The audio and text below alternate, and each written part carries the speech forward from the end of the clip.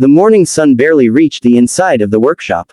Dust floated lazily in the air, catching light through a crack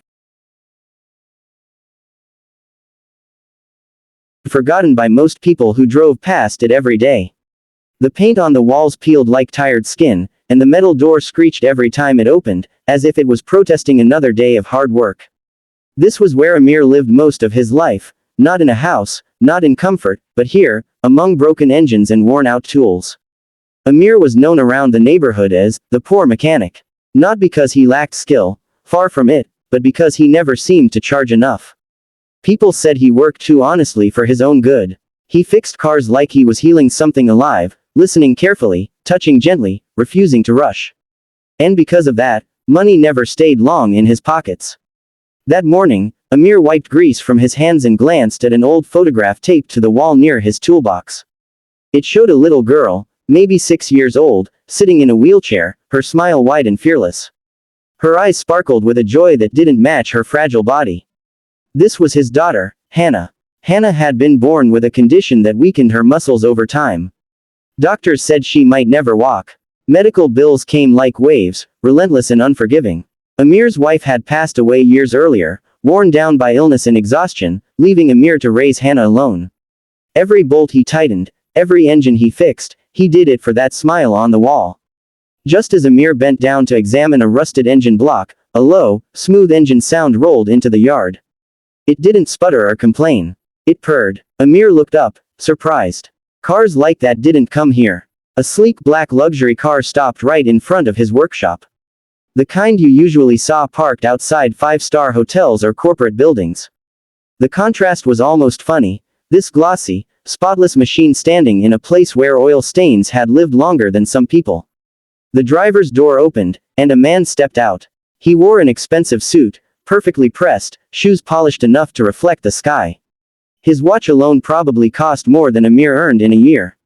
But what caught Amir's attention wasn't the man, it was the girl in the passenger seat. She was around Hannah's age. The man walked around and gently helped the little girl out of the car.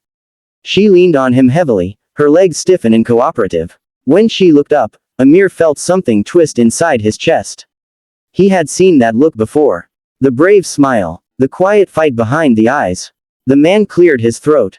"Are you the mechanic?" Amir nodded. "Yes. How can I help?" The man hesitated, glancing at the shop, then at his daughter. The car started making a strange noise. "I've taken it to 3 service centers. They all said different things. One said the repair would take weeks." Amir crouched beside the car, listening. He asked a few questions, then opened the hood. Within minutes, his brow furrowed, not from confusion, but from clarity. "This isn't a big problem," Amir said calmly. "A sensor malfunction and a misaligned belt. It sounds worse than it is." The man blinked. "That's not what they told me."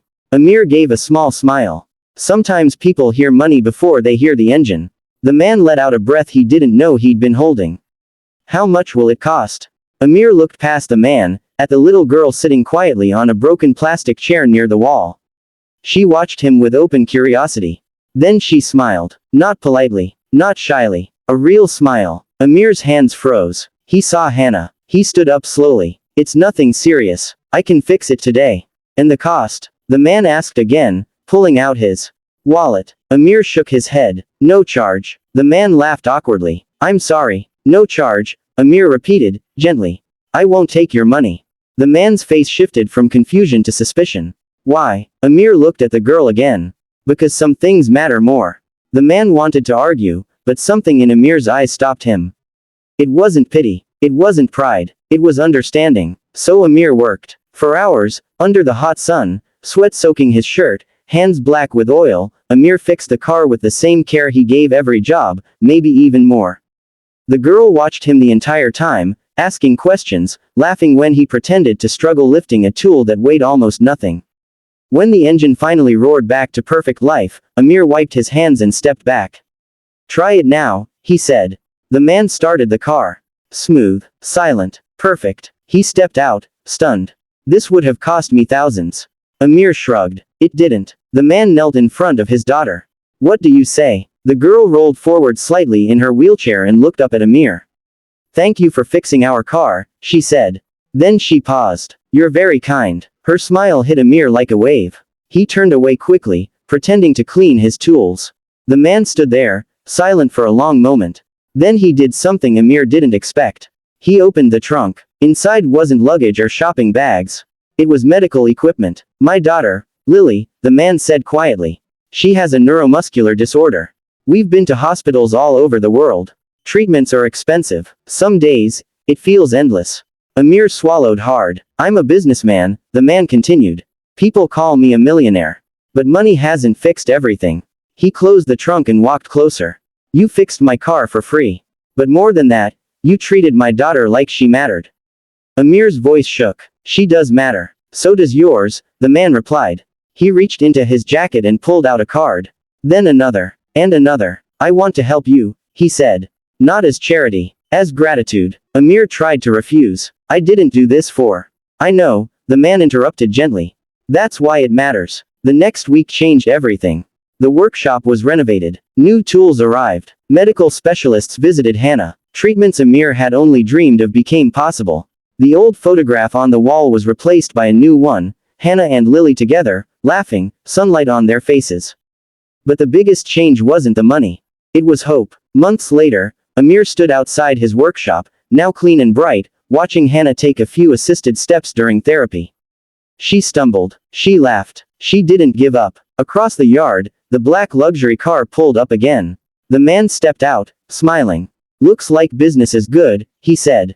Amir smiled back. Looks like kindness is. The man nodded. You know, people think miracles come from power or wealth. But sometimes they come from a poor mechanic who refuses to charge for what matters most. And somewhere between a broken engine and a child's smile, 2 lives had been changed forever. If this story touched your heart even a little, remember this, kindness doesn't ask for permission, and it doesn't check bank accounts. It simply shows up, does the work, and changes everything.